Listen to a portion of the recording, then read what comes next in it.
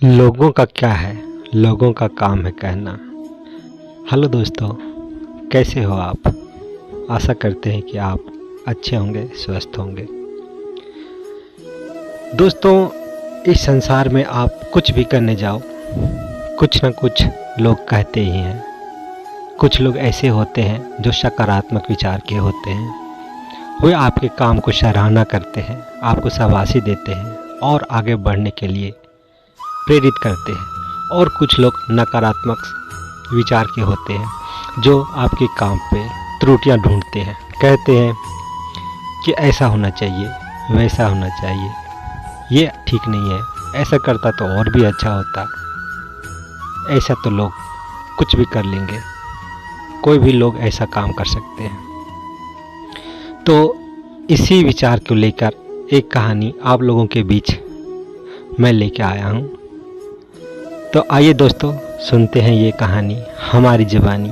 मैं आपका दोस्त गोपाल कुमार। ये कहानी उस समय का है दोस्तों कि जब लोगों के घरों में कार, मोटरसाइकिल, साइकिल रहा नहीं करता था।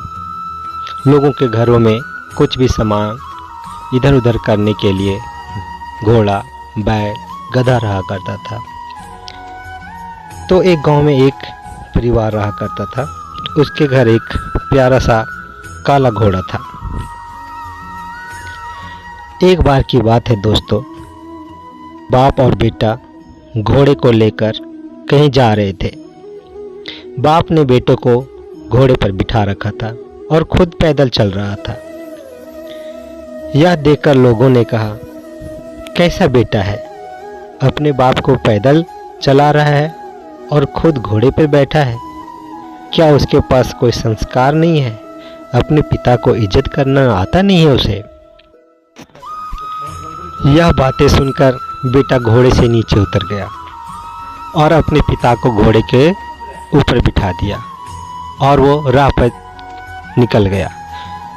कुछ दूर जाने के बाद कुछ लोग मिलते हैं और बोलते हैं कि कैसा बाप है जो खुद घोड़े पे बैठा हुआ है और बेटे को पैदल चला रहा है। क्या ऐसा ही पिता होते हैं जो अपने बेटे को घोड़े पे भी नहीं बिठा सकते? यह बातें सुनकर पिता भी घोड़े से नीचे उतर गया। दोनों पिता और बेटे पैदल चलने लगे। कुछ दूर चलते चलते कुछ लोग और मिले और बोले कि कैसे मूर्ख इंसान है जो घोड़ा रहते हुए भी पैदल जा रहे हैं। लगता है इन लोगों के पास दिमाग नहीं है। यह बातें सुनकर पिता और बेटा दोनों गुस्सा हो जाते हैं, उनका दिमाग खराब हो जाता है और घोड़े के ऊपर दोनों बैठकर चलने लगते हैं और कुछ दूर जाते हैं। कुछ दूर जाने के बाद कुछ और लोग मिलते हैं।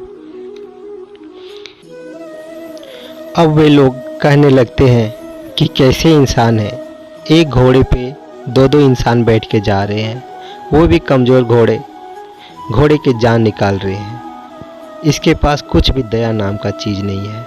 ये बहुत ही निर्दयी लोग हैं। अब पिता को एक बात समझ में आ रहा था